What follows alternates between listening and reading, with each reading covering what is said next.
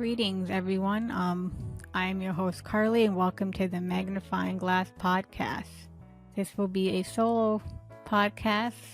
It's called Obstacles, Hurdles of Academia, academic students with disabilities and perspective. So this podcast will be about delving into the nature of academia and how difficult it is through the lens of students with disabilities, and how there are struggles with some disabilities in academia. I think one of the conundrums with academia for university students with disabilities is that the structure of the term, the semester, if you will, can be too compressed with being able to learn everything accordingly, especially in like a timely, rush-crunching manner. I think it's because the term is usually 3 to 4 months long. It can be difficult to learn everything and absorb everything in such a short time frame, especially for those with learning issues or intellectual disabilities that need to take their time and need a slower pace, like turtles almost. And I think it can be a challenge and a struggle because we're traditionally and culturally expected to finish university in 4 to 5 years. It has a timeline. Most students finish it in 4 to 5 years. I think mostly 5 now, I've noticed. But students with disabilities can take longer than that, maybe 6 years or 7 or more. I've known some students with disabilities that would just simply want to drop out and not finish it at all due to the fast deadlines and pacing. Or the learning style can be difficult for some. Some may prefer different learning styles and then other kinds, or they need more aid with their disabilities. I think not a lot of students enjoy the lecture style of learning, like just that linear kind of learning where you just sink everything in. That's not everyone's kind of learning style. It's not mine at times. So that's one reason how students with disabilities and others can feel frustrated with academia. I think the problem with academia is that most students again are expected to graduate in a timely fashion, but those with learning disabilities like myself and others I've known can only take 3 courses at a time or 2. I can't personally take 4 or 5. I think I took 4 once for 1 semester, and it was like the hardest thing ever. Felt like I was just in a factory line or something. Everything just going so fast, and it just flew by like a shooting star almost. Due to like slow processing speed or needing extra time or accommodation, especially with ADHD or dyslexia, or dyscalculia, or just needing to take your time more, or even having eyesight issues can make the learning experience difficult.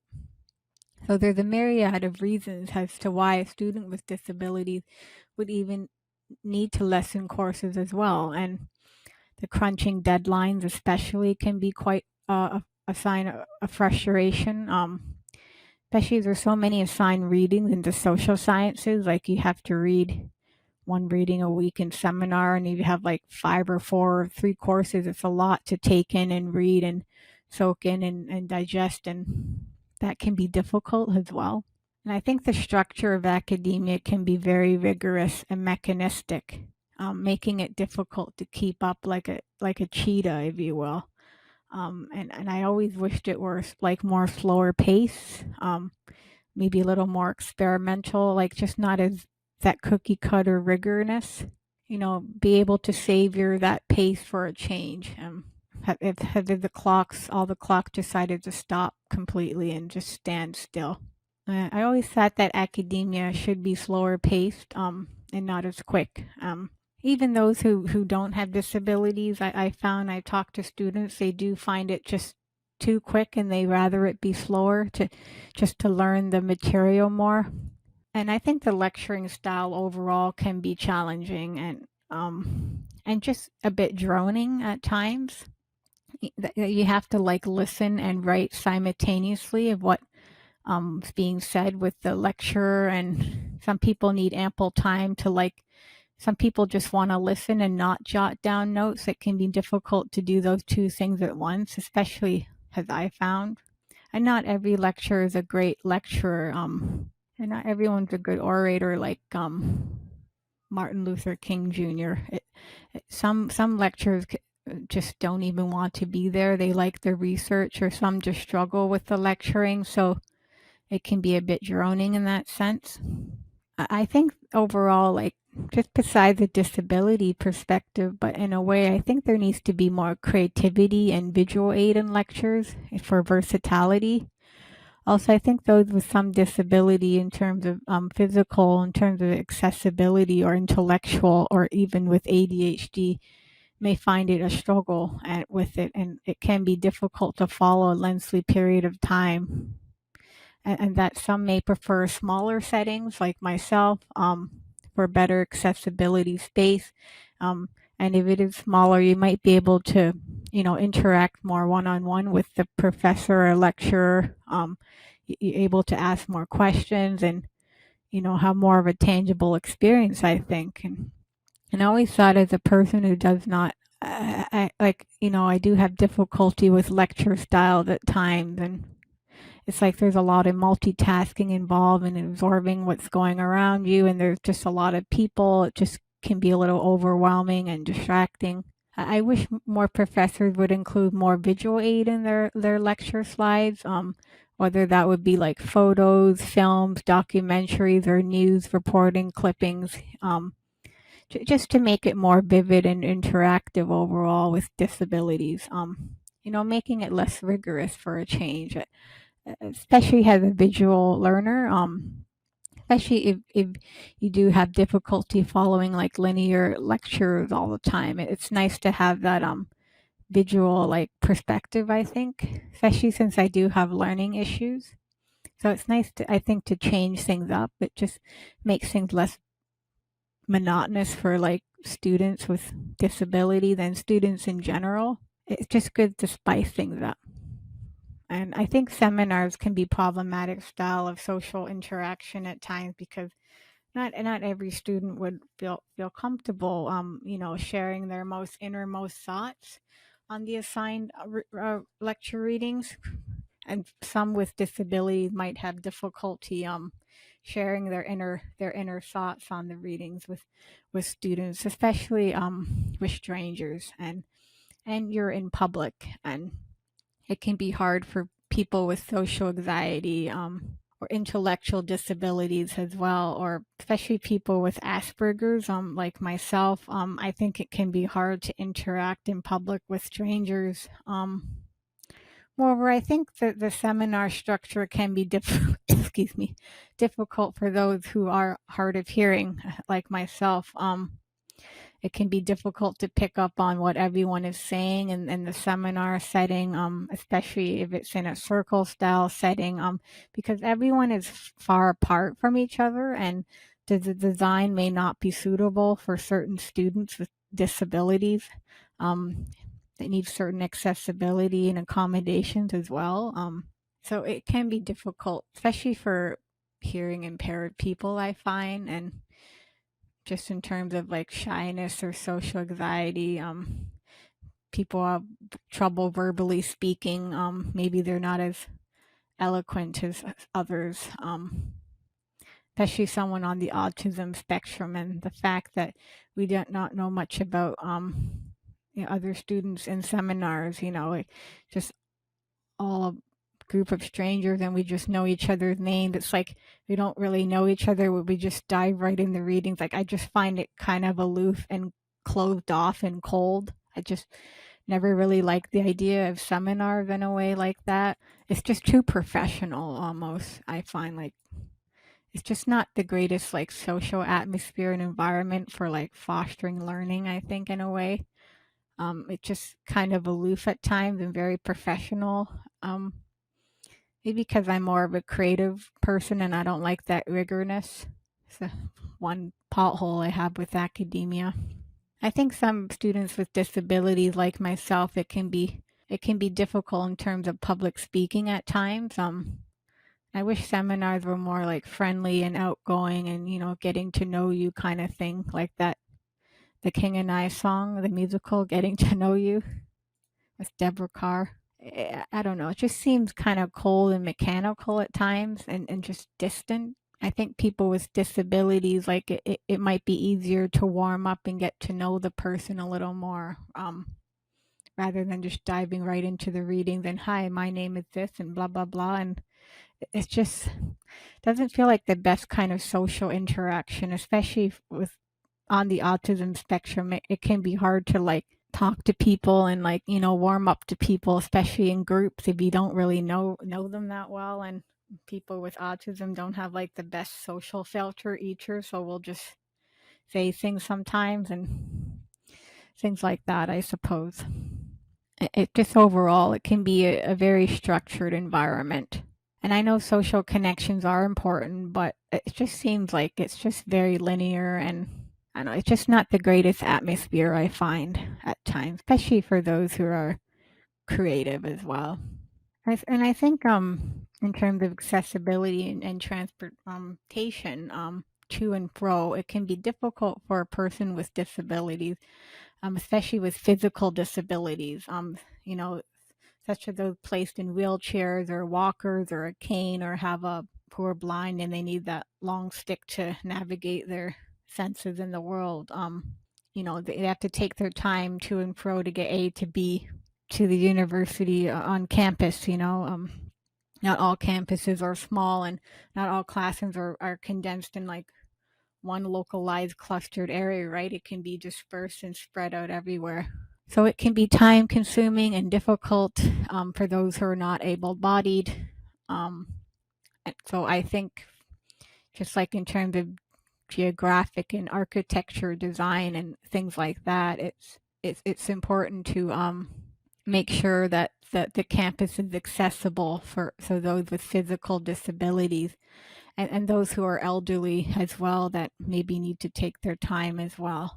I don't know. I've always thought that it would be interesting if universities can like provide like a scooter or like a fast kind of chair kind of thing for those who really need to get from somewhere, or they don't want to walk that long, or it's just maybe their disability can be painful at times. Things like that. So I find that like maybe having a reserved scooter, or someone who on campus works there can drive, a blind person to their class, or maybe not drive them in a scooter, but like help them get there if they need it. I'm pretty sure that is accessible, but I don't know if that's accessible like in Canada completely. Just small things like that. And another issue is the lecture style settings. Not all, but at Brock University, the lectures have a lot of stairs, right? It's just a lot of the new lectures are like, it's just like a huge room with stairs, and those who are in wheelchair or blind, they may have a difficult time going up and down the stairs, especially if you're in a wheelchair and you have to go maybe far in the back in a way, which can be daunting and difficult. And the fact, not all lectures are like that. There's a lot at Brock where it's just a room and it's a lot smaller. I find that easier as a hard of hearing person, because it's a lot smaller. You get to know people more on one-on-one, and it's just easier to hear in that sense. So the lecture, in terms of the ones with stairs, that is a barrier for people with disabilities. And I think another issue with the educational system overall is that a lot of people with students with disabilities have to re-register for their accommodations every term or every year, and in order to receive those accommodations aligned to their personal needs, and that can be daunting, it can be repetitive, it can be irritating. It's just, why can't we just have this design where the student accessibility office already knows, oh, okay, we know you need this, we don't need to ask you again each semester. So that can be a barrier, and it just can be just an irritating thing, I find. And another thing is, I think elevators at universities, there should maybe have a reserved elevator for those who are like disabled on campus who really need it, rather than just going in with a bunch of people all the time or having to wait. Like, I think maybe that's a little too extreme, but I think having that reserved elevator for those who truly need it should have that accessibility just to get, to and fro. And, as a student with, hard of hearing issues, I have to sit like in the front row basically, or unless the professor's wearing a big mic in those big lecture halls. But I kind of don't want to sit in the front row. It's just, I rather kind of be in the middle or the back to myself. But I kind of don't have a choice because of my hearing loss issues. So hope I don't look like this nerdy two goody shoes, but that's just how it is, right? I think one of the positive things that happened during the pandemic, my university introduced Microsoft Teams through online classes, which was a bonus and a benefit because there were subtitle options, which made it a lot easier. That I was able to attend seminar classes online, and I was able to read the captions and things like that. So that just made it a whole lot easier. And plus, you can see everyone's face on the screen, or not, but you could hear them. It's like you can they're right there. They're all of their faces are there. The captions are there. So I just found that a little easier. Because you can in live seminars there's no live captioning, right? So you're very dependent on your hearing aids and lip reading. But with online, it's just a lot easier. I actually found that a lot easier than in-person seminars. I've always struggled with seminars with the not being able to hear all the time, and I just found this like heaven to me. I actually now prefer seminars online now, just for that reason. And it can be easier for those with physical disabilities because you don't have to like leave your home, or if it's a chore, or if it's difficult on a physical disability, you can just sit down at home or in a library and just, oh, there you are. And it's another bonus for most students is that it can be nice in the winter, especially in Canada when it's cold and icy and snowy and you don't want to leave your room. You can just, go online and attend seminar and lecture. And I think myself with learning issues, especially, I did struggle with university in my early years, always finding it difficult to take it seriously as a student, especially with disabilities. And I was a bit younger, and I just found like it was hard to take it seriously. It's difficult to acclimatize and to this new academia setting, and I found seminars difficult. Again, as a person with Asperger's, I took many years off, like 5 years, I think almost 5 or 6 years off, like some in between, because it was just frustrating to keep up with the work, and it just didn't seem very creative at times. Like, I almost feel like I should have majored in like photography or like art history or something more visual than the social sciences at times. But the social sciences are interesting. It's just, I just wish it was a little more um, less rigorous and less structured and mechanized in that sense, if you will. And I could only take 3 courses at the most at time, or 2. And writing essays, it was a difficulty. Like the structure of it took a lot of time, and it could be frustrating. I'd have to constantly ask professors or TAs, can you elucidate and explain these instructions better? Because I have a hard time with instructions and learning properly. That can be difficult, and just writing the essay properly. It's just, I'm a very creative kind of writer, so the academic writing can be a little daunting at times. Overall, the fast pacing and crunching deadlines is not something that I deal with properly. I do have a slow processing speed, so that just makes it harder. And that's one of the reasons why I just wanted to relent and give up as a student with disability at times, because a lot of my friends like graduated like on time, or some took a few years. longer, but a lot of them moved on and they were able to do well because they didn't have like disabilities. Some of them do, but I had one friend who took like 5 or 6 courses. Like she could write an essay in 2 days, and I'm like, just like, how are you able to do that? But I had a good social support network that encouraged me to come back and finish my university degree. I went back at 28 to finish my bachelor honors, and I finished it at 31. The pandemic made it harder. I had to take it, I think, a year or a half in between the pandemic just to finish it.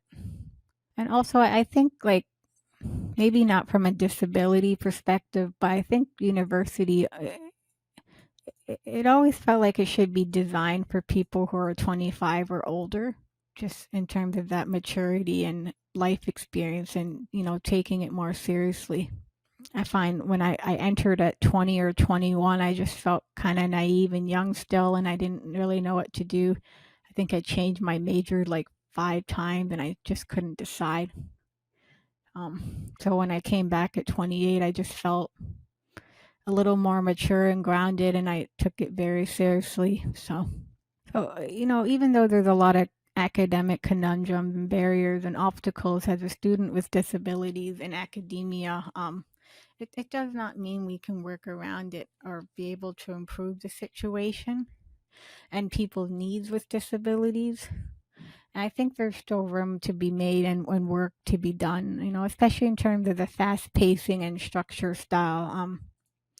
I think that is one of the most chief difficult things with people with disabilities and students in general, especially if you have to work part-time or full-time while juggling courses. It would be nicer if it was slower paced like turtles.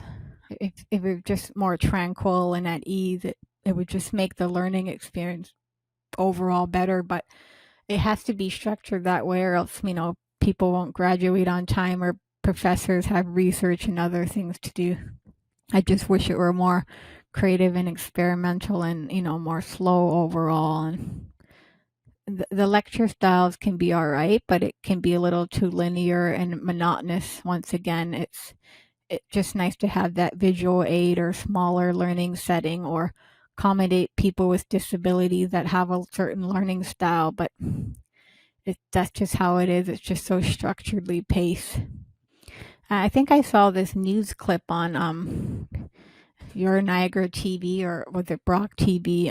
There's this professor at Brock, Dr. Elizabeth Wolasak, who's a historian at Brock. I took one of her history courses many moons ago, and I think a few years ago, she created a 4th year experimental learning course. She created this historical gardening course where students enrolled in it, and they could create their own like physical garden in the university gardening area and space, and create a certain historical era of flowers and grow it. And it just seemed like an intriguing little documentary news report. And I just wish there were more experimental learning courses like that, especially in terms of learning issues, or, people who are more creative in a sense, more hands-on, or, outside of the classroom structure.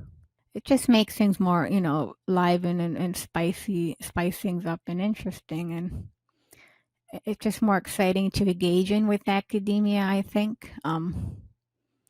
Just having something like that creative hands-on style, I think, would just make the learning experience overall more valuable. And it's good to change things up, I think.